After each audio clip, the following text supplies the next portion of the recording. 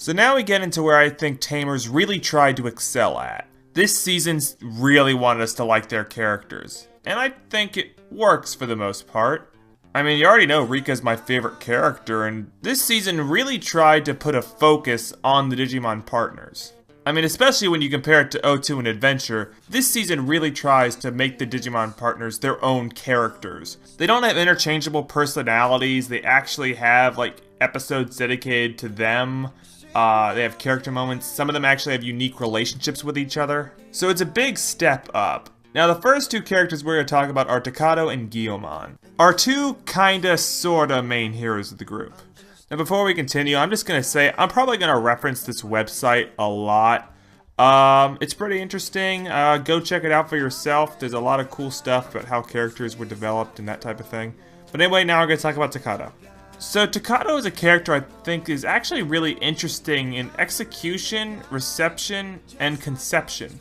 Now apparently the concept of Takato was to make him just a normal, not exceptional, average kid. He's not someone like Tai who was like born for adventure and a born leader. And also while he's shown not to be like really smart, he's shown also not to be really dumb. He's just average intelligence, I guess. Maybe a little below average, but nothing that makes him comedically stupid, like Davis was supposed to be. Nah, he's just supposed to be an average kid. And by average kid, I mean socially awkward, kinda dweeby, has like a handful of friends who he hangs around with. He honestly acts just like I did when I was 10 years old. Which is good and bad, because the good thing is that because he reminds you of myself when I was 10, I can definitely, personally connect to him, and allows me to relate to him more, and makes it easier for me to like him. But on the flip side, I am self-aware enough to know that an anime that had, like, 10-year-old me as the star would probably suck. Because I was a lame kid growing up, and Takato's a lame kid here, so Takato's character could very easily be obnoxious and uninteresting. Especially since these first couple episodes are just Takato playing catch-up to Henry and Rika. Because Takato's our fish-out-of-water character. He just got Guilmon, he's the new Digimon tamer, he has no idea what he's doing. Guilmon's not much help either because he's a newborn and can barely form coherent sentences as compared to like Renamon and Terriermon who are fully matured. And all of Takato's Digimon knowledge come from the TV show, games, and card game. Kind of like the audience, I guess. So whenever Takato learns some new stuff about Digimon or the digital world, we're supposed to be learning it for the first time also. And that's why the first arc is so slow, because on top of trying to introduce all the characters, we also have to take time to pull a Takato aside and explain stuff to him that Rika and Henry had already figured out, or at least thought they had figured out. So I can see how that pacing can kind of, turn people off to the show, and Takato's character as well. But it's all part of the slow character arc to make Takato a better leader and a better Digimon tamer. Like we see in the very beginning how much of an immature and inexperienced view of leadership Takato has. Because we see Takato's first big step in trying to become a leader, or at least Guilmon's tamer, is to put on a pair of goggles. Because, that gives him the appearance of command over Guilmon. It honestly, I like this scene because it reminds me of when I was in elementary school and there were these kids that would, play Pokemon on the Game Boy during lunch, and they'd bring these hats with them, and they'd only wear the hats while playing the game against each other, and they'd put it on, and they'd turn it backwards, mimicking Ash from the TV show. Why? Well, in the mind of a young child, they thought that, if they looked like the hero from the Pokemon TV show, that somehow that would maybe make them better at playing the video game. And that's just stupid kid logic, and that's where Takato's at right now. For these first couple episodes, it's a lot about him, getting the image down, or trying to compare himself to Tai and Davis, the characters he saw on TV. And it's one of the reasons why Henry and Rika look down on him. Rika especially, who takes Digimon fighting very seriously as she's trying to claw her way to the top. And then she looks over at Takato, who's, trying to find the coolest way to swipe his cards. But as the season goes on and the three kids start acting more like a team, coming together, Takato's leadership definitely does improve. mostly through trial and error. One of the examples I could think of is after Takato defeats Ice Devimon, he gets kind of an ego and is very, I guess you could say, a little bloodthirsty.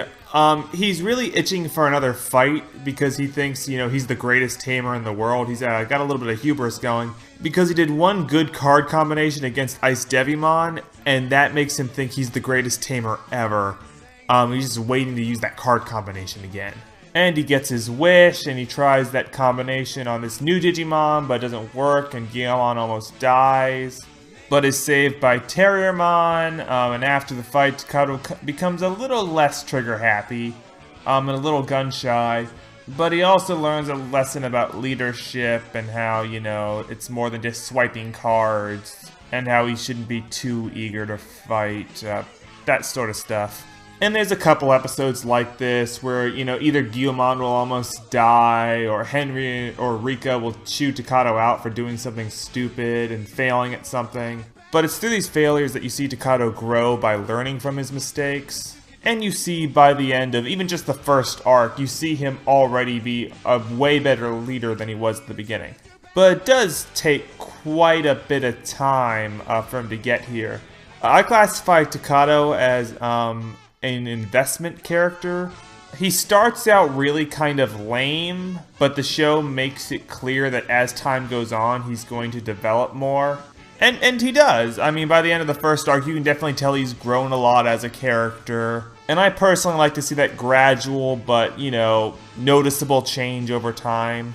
But I could definitely see why some fans wouldn't like this kind of start to an adventure.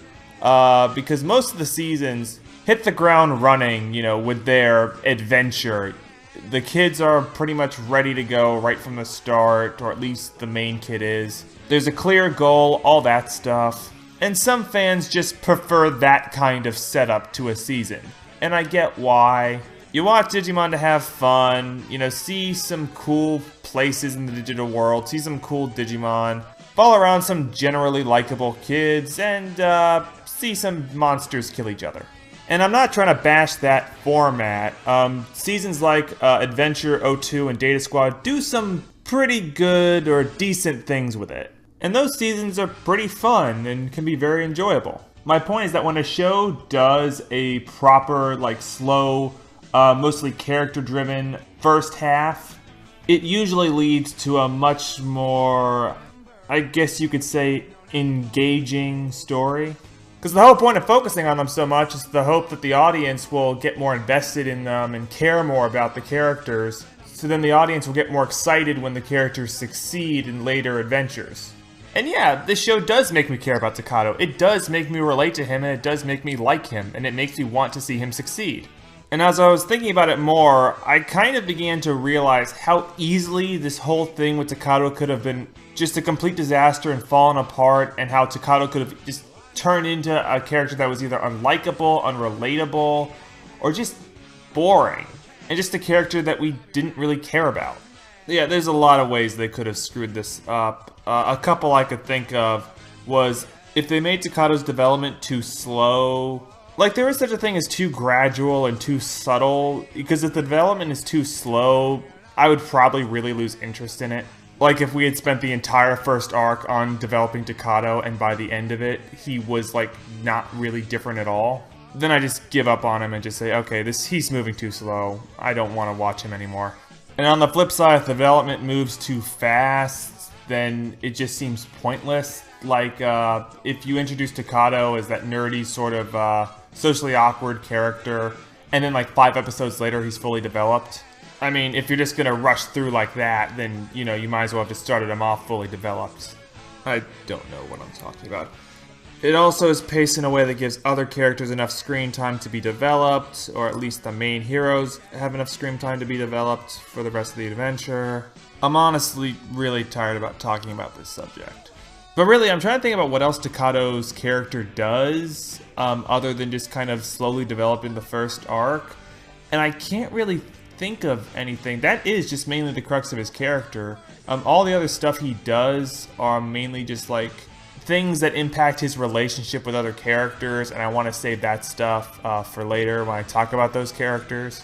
But right now I just want to desperately move on to a different subject so I don't get caught talking around in circles again. So I'm going to address a complaint that a lot of people seem to have with Takato's character. And that complaint is that Takato is, well, too emotional. Let's put it that way. I notice a lot of people think Takato is characterized as a sissy or whiny because he cries quite a bit. And honestly, the fact he cries never really bothered me that much. I don't want to go as far as to say it helped me relate to him more, but it just made Takato seem a little more human to me. I mean, he's supposed to be this just average 10-year-old kid who just happened to get a Digimon. It just doesn't seem like that far out of the realm of possibility to see him cry at certain things. And even then, you know, some of these things he cries at, you could see older kids crying at too, or even adults. I could personally relate to when Takato loses Guilmon in the second episode. Because when I was around that age, my dog ran away, and I reacted very similarly to how Takato acts in this episode. This sort of blind panic, you know, thinking the worst, possible outcomes, like, oh, my dog, might have gotten run over when he escaped from the yard, or in Takato's case, oh, my Digimon may have been captured by the government and executed. And then there's that emotional, you know, relief when you find out that, oh no, your dog / Digimon did not run away, he's right here. And I don't know, some people found that scene annoying. I found it kind of cute. And even then, all those fears that Takato's has, aren't unfounded and unreasonable, like his fear that the government's going to take away Guilmon and it'll be all his fault because he wasn't a good enough tamer and Guilmon's going to be like I said, executed or subjected to terrible experiments. So when he feels that he's about to lose who is at this point his best friend, he'll never see him again, it just makes sense for him to, you know, cry a little bit. I don't see a big problem with it. Although I will concede there are some times where Takato gets a little too emotional and it just is really obnoxious and seems really kind of unnatural. Like, there's that scene where Takato and the others are trying to fight one of the Devas when they're losing, and then Takato just starts screaming. Just screaming.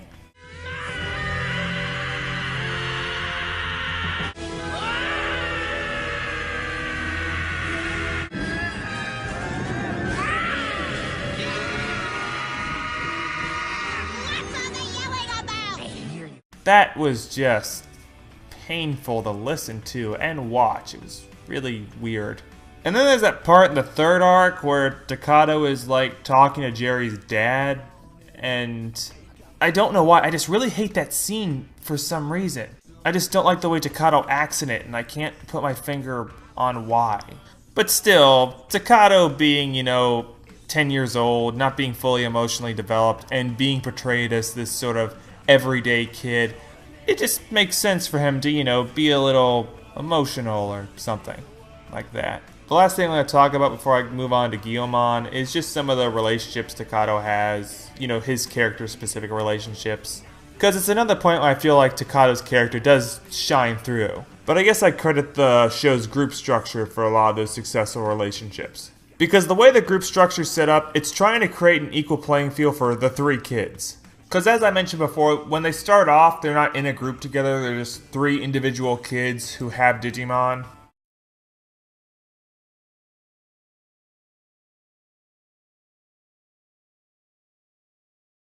And while Takato's open to the idea of a group of kids fighting Digimon together, Henry and Rika aren't. Due to their own personal beliefs about what Digimon are and why they're here and is fighting wrong or not. But eventually they do get won over to Takato's side through conversations with him and traumatizing events that throw everything they thought was true into question. Which I think really helps Takato build, unique relationships with them. It also makes the role of group leader a bit more ambiguous. And that's something I noticed a lot of fans of this season like to say. There is no real leader in the group. The three kids are valued equally. Takato may be the main kid. But if he is the leader, he's not unquestionable. In fact, I don't think Takato or anybody in the group ever named him the leader. So that definitely plays to the whole equal playing field argument. Also, this is the first season where all the main kids get mega level evolutions. So nobody's like really sitting on the sidelines too much. And even if one or two of the kids have a higher evolution than the other, usually you can just swipe some cards and then I'll make up for the difference. And even when Takato does get something higher than Mega, it's at the very end of the season and all the other kids are off doing something that's equally important as what he's doing. So there really isn't like a huge power gap. Anyway, let's start talking about the relationship Takato has with these kids in the group, because I think he has the most unique relationships out of anybody else in the show. Mostly because of the fact he shares a class with a lot of the kids that join the group later. Because I mean, you got characters like Kenta and Kazu who are Takato's best friends. And while they are really annoying, the least I can give them is that despite their obnoxious behavior, they do share enough scenes with Takato where they seem to be like genuinely having fun to the point that I could believe that Takato is really friends with them. At least in the show's context. It's not like a far-fetched friendship. In fact, I wish that this is all Kenta and Kazu remain throughout the season. Just Takato's just dorky and annoying best friends instead of becoming Digimon Tamers. I'll explain what I mean by that later. These two are going to get their own part, but it's going to be really short and tie into something else. And then there's Jerry, who is Takato's female counterpart and love interest. Let's also wait a bit to talk about her. Yeah, we're going to talk about her quite a bit, and I just got to space this out. I can't all blow it at once. And then there's Henry. Henry is the first Digimon tamer that Takato meets. And he acts kind of like Takato's mentor slash big brother. They spend a lot of time together over the course of the season, and their conversations mostly consist of just Henry bouncing philosophical ideals off Takato, and Takato just trying to keep up. Their conversations are usually really one-sided. But mostly Henry works as also Takato's conscience, trying to guide him to do the right thing, or what Henry thinks is the right thing. And seeing how they spend so much time together, seeing how they go to the same school and all that, they probably have the strongest human-to-human relationship in the group. Then there's Takato's relationship with Rika, which is a little more complicated. Because she is another mentor and confidant for Takato, very similar to Henry, but the relationship isn't as deep as those two. Because like I said, Henry and Takato are around each other a lot. Like even in the digital world, with all the teleportation beams and all the group separation, these two are by each other's side constantly. And it makes Rika seem like she's the bit of the odd man out in this story. I mean, most of her interactions with our main hero here is just like in a non-exclusive group setting. Although it does kind of fit with her loner personality they're trying to set up. And also, she does get other interactions with people. So, whatever. But what makes her relationship with Takato kind of confusing is it's unclear if the show and the writers are trying to set up them as like a possible, romantic pairing. Yeah, in this area, it's kind of hard to tell where the official writers end and the fanfic writers begin. Because you have these scenes, these ones, where it's unclear if it's supposed to be like sexual tension they're having, or if it's just Takato being, awkward, like he normally is. It could actually be a little bit distracting, so I usually just go for the latter interpretation of some of these scenes. Because Takato's already got like an overt love interest, so a more subtle one would just seem unnecessary. Besides, I think it's just cuter to think that Takato is just that much of a dweeb without any hidden, undertones of any kind. And then there are Takato's parents, who, out of all the parents that are featured, given a spotlight in this season, they're probably the least interesting, or at least the least eventful. They're not abusively neglectful, and they're not part of any, secret government conspiracies. They just bake bread for a living. But don't misconstrue that as they are boring or just bad characters. They're shown to be nice parents who are concerned about their son's safety, but can be very understanding, like the way they begrudgingly accept Takato's role as a tamer, Not because, they think it's good. In fact, they think it's very dangerous and they don't want him to be, but they also do realize that he needs to put himself in danger in order to save the world from certain destruction. And they can also be pretty funny, especially the dad. If you're interested, according to the head writer's website, there was originally supposed to be more of a backstory for Takato's parents regarding the dad quitting a middle management job to buy a bakery, but that got cut from the final script. So there was supposed to be a little more about them, but I'm not too upset. I'm pretty happy with what we got. They're just portrayed as likable, average parents, and that fits with Takato's, characterization. But now we're going to talk about the most important relationship in this season. Guilmon is Takato's Digimon partner.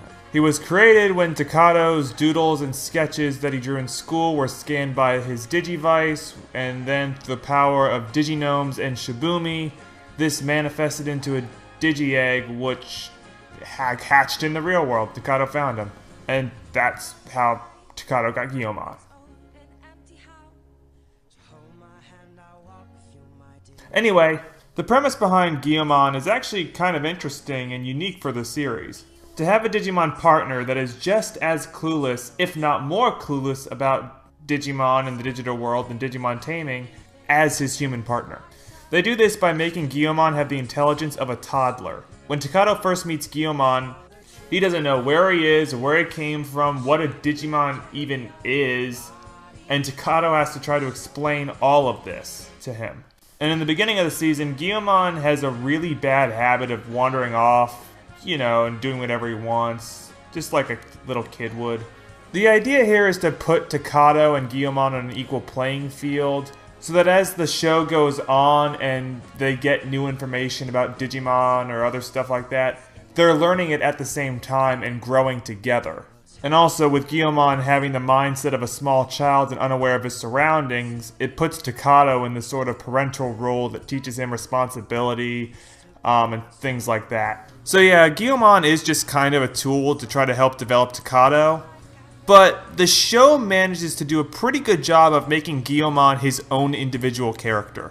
Like, Digimon partners up until Tamers just seemed to be like they didn't have a lot of personality and were rather just like extensions of their human partner's personality, with the possible exceptions of Wormmon and Gomamon. But yeah, this season definitely tried to give the Digimon partners more, independence from their tamers. And while Guilmon may not be the best example of this in this season, I think Renamon and Terriermon are better examples. He still manages to go out and carve his own niche. And he does have the excuse of being so young and so new to his surroundings that it would make sense for him to be less independent from Takato because he needs to rely on Takato for just about everything. And their relationship, let's face it, is pretty much the main focus and crux of this entire season. They are the two outsiders that come into this whole new adventure blind and have to learn and grow simultaneously side by side. And they have to unite the digital world and human world together. And they do this symbolically by actually becoming one creature, half Digimon, half human, and being so connected with one another that they can literally share mind, body, and spirit. But there was quite a bit of conflict in the journey getting to this point. It wasn't all sunshines and little cutesy scenes where it's like, oh, I thought you ran away, but you didn't, so therefore you really do love me. No. What would Digimon Tamers be without its hints of darkness? You see, the main conflict in Takato and Guilmon's relationship is that Guilmon at times enters this sort of primal, primitive fury. He drops his cute and cuddly act and becomes vicious. The first case of this is when Takato meets Rika and Guilmon and Renamon start fighting. And you see the side of Guilmon that Takato knew, the happy-go-lucky, innocent, bread-loving creature, disappear. And he devolves into this vicious, snarling beast that's trying to rip Renamon's arm off. And Guilmon does snap out of this state before any permanent damage is done to either one, but this event does traumatize Takato. And that leads into what is the main philosophical question for this first arc that the heroes are trying to answer. Are Digimon just at heart vicious creatures that will eventually turn on their owners and turn into just crazy fighting machines? Now, all the characters have their own ideas and thoughts on it. We'll talk about those later. But Takato is really unsure. So at times he'll try to keep Guilmon out of fights because he fears that Guilmon will enter that primal state again and maybe permanently stuck in it. And Takato will just lose his best friend forever. But after a couple heart-to-heart talks and some team-building events, I guess you could say. But all this, trust that they had with each other is almost undone when Guilmon digivolves and loses control again. Only this time he's not like a 4-foot dinosaur, he is now a 9-foot dragon. With a pretty sick mullet, if I do say so myself. And his fear is renewed. Now I would complain about this being kind of repetitive because it is just recycling the same fear Takato had earlier and just going through the motions again. But the dialogue and the scenes dealing with this fear are really good. I mean, there's this scene that when they're at the playground, and I really like it. Takato is just expressing his fears to Guilmon and saying that he doesn't want Guilmon to digivolve because he fears that, he's afraid that Guilmon's going to permanently become a mindless monster. But at the same time, Takato's trying to get across that he knows Guilmon has to digivolve in order to fight evil and save humanity or whatever. And Guilmon does manage to talk Takato down from his fears and basically say, look, we're friends, you have to trust me. I don't know, I'm just summarizing it real quick, but I think the scene itself is very nice. But this whole conflict comes to a head at the end of the second arc, when Beelzemon has just killed Leomon. Takato witnesses firsthand the death of the best friend of the girl that he has a crush on, and now the monster that at one point Takato actually tried to befriend announces that he's gonna come over there and kill Guilmon and kill all of his friends and all that stuff, and Takato just loses it.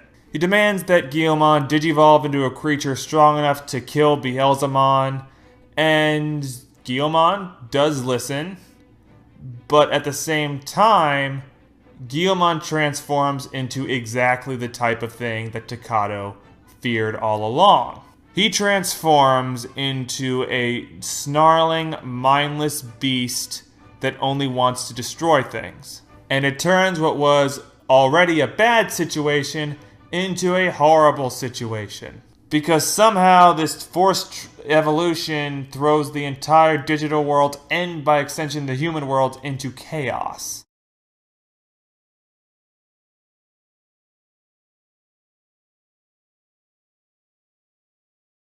Now, in case you've never seen Adventure, this whole series of events is obviously a ripoff of the Skull Greymon episode in Adventure, where Tai, also in a desperate situation, tries to force Agumon to digivolve into the next level, and also gets a nightmarish creature that runs rampant and just only wants to destroy things. And that also traumatizes Tai. Now, you may have gotten the impression in past episodes I've done that I just hate it whenever a season rehashes an old idea and tries to claim it as its own. And that is true. I do like to see seasons take risks and try new things instead of just relying on what they know worked in the past. And I give credit to seasons, even seasons I don't like, for doing that. In fact, that's one of the big reasons why I like this season so much. It just changes so many things. But anyway, I am also okay with a season using an idea that was used in the past as long as they add to it and make it better or make it work better. I mean, my big complaint was with you from Cross Wars wasn't so much that he was a ripoff of Ken. It was the fact that he was a really poor ripoff of Ken. The execution that they had was a lot worse than 02. Not a lot I thought was added to you to make him his own character. In fact, his character just largely relied on a lot of similar imagery and events that made Ken so popular. But this ripoff of the Skull Greymon episode does manage to change enough things and improve upon the idea that was originally formed in Adventure that it does work well. And I still would have liked to see something new, but it definitely works very well for the season, and I like it. Just a few things to mention on what it improved on. First off, the situation that forces Takato to force Digivolve Guilmon is a lot more dire and a lot more drastic than what forced Tai to do it. You see, Tai was just trying to Digivolve Agumon to, in a way, sequence break Digimon. Because Tai basically figured out that, well, I'm the leader, so if my Digimon Digivolves first, that means we'll be one step closer to ending this adventure and getting home. So then Tai just starts stealing everybody's food and force-feeding it into Agumon, and Agumon just gets basically so abused that when he's in this fight with another Greymon, he just Digivolves into this horrible creature. But even then, the maximum amount of damage that's done is that they destroyed the evil Greymon, and Skull Greymon just ran around a little bit and knocked some stuff over. What brought upon Guilmon's Dark Evolution is a lot more drastic. It was the death of a comrade mixed with the emotional just breakdown and distress of Jerry, mixed with the knowledge that Beelzemon is just gonna stroll over there and kill you, and you are absolutely helpless to stop it because your Digimon are not strong enough. So Takato is more thrust into a bad situation while Tai created his through poor leadership and overall just terrible decisions. And while Takato's decision to force Digivolve Guilmon was temporary lapse in judgment due to emotional circumstances, Tai did it largely almost as sort of a game, or at least he is a lot more playful about it. I mean, throwing himself into danger and stuff like that. And also there's a lot more symbolic stuff going on here and a lot more background, background information at play here. Because like I said, this whole time Takato was trying to prevent this exact thing from happening. It was his deepest fear right from the beginning that he would lose Guilmon, and it was in this momentary lapse of judgment due to this blind hatred of Beelzemon that he not only allowed Guilmon to turn into this monster, but in many ways he actually wished it. And Takato immediately realizes his mistake and gets emotionally chewed out by Jerry. I just can't take any more, Takato. I can't. I know, I don't like it either. Stop! Huh? Don't come near me. Guilmon was so sweet and cute, and look what you did to him. Huh? That's pretty harsh. And his Digivice shatters, symbolizing his failure as a tamer, to add insult to injury. And as I mentioned back during the plot summary, even this evil evolution is no match for Beelzemon, as he does manage to defeat it. And by the way, I do know the evil evolution of Guilmon's name. It's Magidramon. Thank you for pointing that out in the comments. But anyway, Takato now has to go reconcile with the unconscious and possibly dead Guilmon. And then we have this reconciliation dream thing, kind of similar to the thing Tai went through in that Cave of Wonders. But this is a lot creepier and darker. And while it is a better reconciliation dream than Tai's and has a better outcome, I just still don't really like this sequence. Because the sequence is basically asking Takato, do you love this Guilmon, or would you want to trade in for a better Guilmon, or something?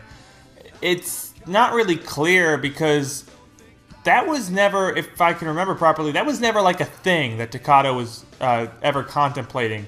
You know, getting a new Digimon, or a better Guilmon. And Takato always just seemed to value Guilmon as a friend and not just a Digimon. So this dream sequence is kind of addressing what I think is a non-issue. But this scene does try to be very creepy and dark, but it fails because whenever I see those stupid spinning Guilmon models in the background, I cannot help but laugh. I know you're trying to be all symbolic and stuff, but it looks it looks stupid. But anyway, Takato and Guilmon reconcile. Takato gets a new Digivice, and they fuse into one symbiotic creature to symbolize their true bond as friends, and they have a really stupid voice. And that is pretty much the end of that relationship arc. I guess the last thing I could talk about before my final thoughts is what I thought about the evolutions. I just want to say I really do like Guilmon's design as a rookie level Digimon. It's cute, it's inviting, but at the same time you can tell it could fight. And I like the little, what are those, bat wings on its head? I don't know, I like those things. I think they look pretty cool. Then you've got its evolution, Guilmon. It is pretty much just a bigger version of Guilmon with a mullet. So I don't like it as much, but there's not a lot to it. And then there's War Guilmon. This thing is horrible. It is a giant mess of just, I don't even know. It's got like claws and blades on its arms and missiles and a stupid looking jetpack on the back of it. And it's got a metal jaw. And it's got like a metal tail coming out. I don't know what that is. Anyway, it's obviously trying to look like Metal Greymon, but it's not as jank as Metal Greymon. Like, Metal Greymon looked just completely ghetto. With its like chest plates and its metal arm, it looked like it was a mishmash and Frankenstein creation that was almost just barely keeping itself together. The metal in the design looks too clean cut to pull that off. I think it looks really unappealing. The Guilmon design, though, I think it looks really good. It's clean, it looks well put together. I mean, he's got a cool cape, he's got a cool shield, he's got a cool lance. I do like the white design on him, as like the color scheme. My only complaint with it is that the little red Guilmon on the top of its helmet looks a little silly. But it is pretty much the only thing tying it to the past evolutions.